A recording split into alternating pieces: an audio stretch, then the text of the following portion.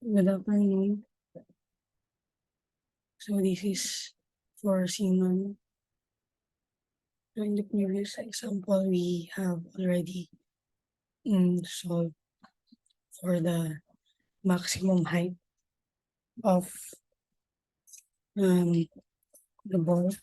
Dun sa example natin na may sinipang bola.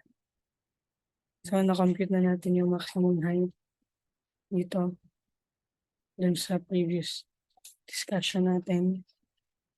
And that is 10.2 meters. Then alam natin na merong initial velocity on the y ng 14.14 meters per second. Then, right now, let's find out gaano katagal bago makarating yung ball from the starting position to the final position. So, dun sa initial position natin and final position, we can know that the delta y is 0 kasi same lang yung initial point to the final point. So from there, we can find the time of light. So remember that the delta y or the displacement is equals to the initial velocity on the y-axis times time plus 1/2 negative g times squared. So we have the value of delta y and the initial velocity on the y. So we will just equate it. So 1/2 g times t squared is equals to the initial velocity on the y times time.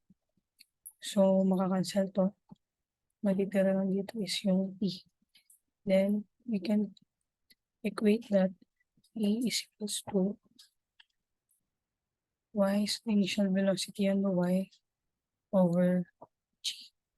So remember, yung g dito is positive kasi galing siya doon sa kabilang side ng equation. So nilipat lang natin dun sa left side. So we can compute for the time between the flight and the landing. So in compute, time is equals to 2 times the initial velocity on the y. We have 14.14 meters per second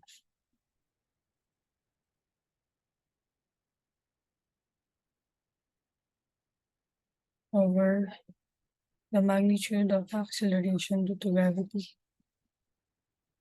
So we can compute for the time. So try to find kung gaano katagal yung duration simula doon sa flight at landing ng ball. So I give you a few minutes to solve for that.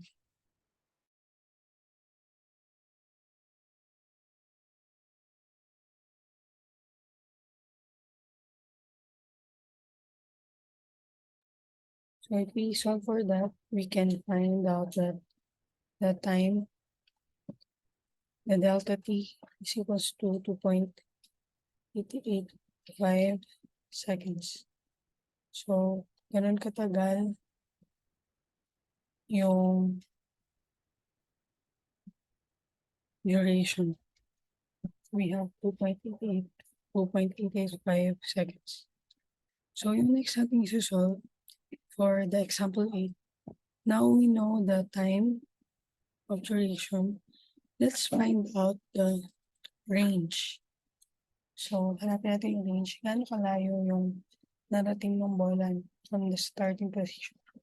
So, you can see that the height is the displacement in the y-axis, while the range is the displacement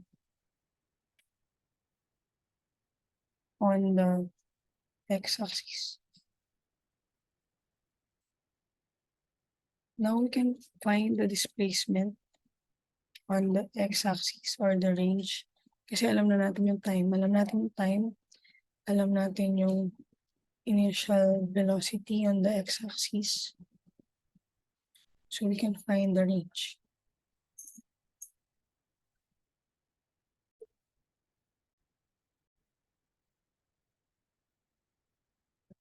For the range,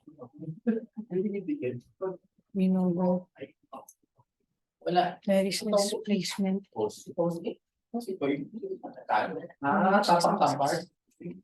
we can find that as the product of the initial velocity times time. So as we know what the velocity is constant. So we can find the range equals to natin initial velocity on the x 16.85 meters per second.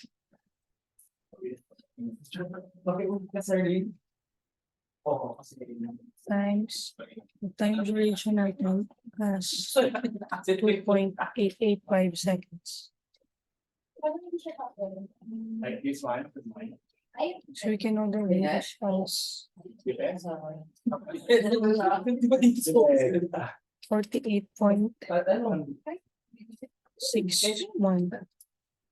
meters. So we can say that the range is equals to 49 meters.